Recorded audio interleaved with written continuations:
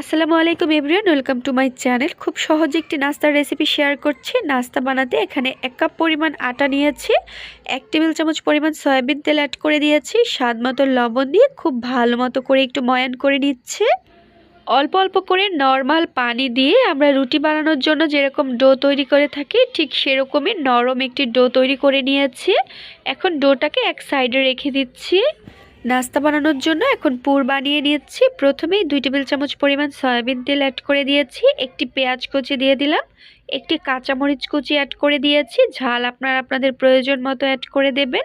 Add করে দিচ্ছি একটি ডিম, স্বাদ মতো লবণ দিয়ে দিয়েছি। এখন ডিমটাকে নেড়ে চেড়ে খুব ভালো মতো করে একটু ভেজে নিয়েছি। অ্যাড করে দিচ্ছি 2 টেবিল চামচ পরিমাণ গাজর কুচি, 2 টেবিল চামচ পরিমাণ ফুলকপি কুচি, হাফ টেবিল চামচ পরিমাণ আদা বাটা অ্যাড করে দিচ্ছি, হলুদের গুঁড়ো অ্যাড করে দিচ্ছি সামান্য পরিমাণ। এখন সব কিছু ভালো মতো করে একটু মিক্স করে নিচ্ছি। ডিমের এই পুর বানাতে কিন্তু খুব বেশি সময় লাগবে না, 4 থেকে 5 মিনিটের মতো নেড়ে চেড়ে নিলেই কিন্তু ডিমের পুর রেডি হয়ে যাবে।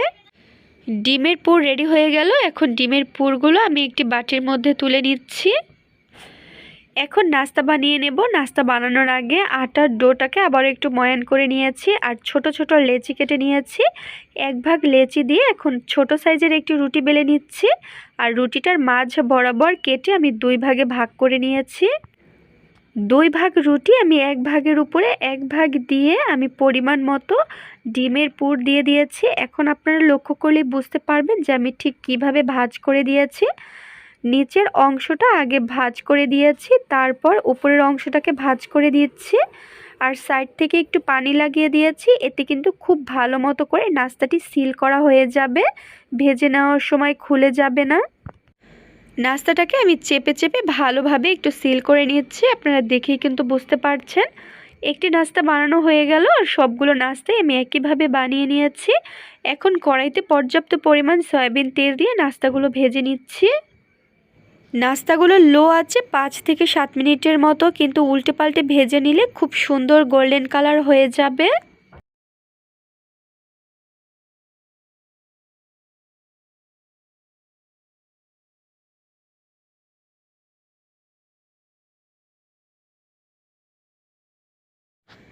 নাস্তাগুলো এখন এক এক করে একটি প্লেটের মধ্যে তুলে নিচ্ছি তেল ঝরিয়ে।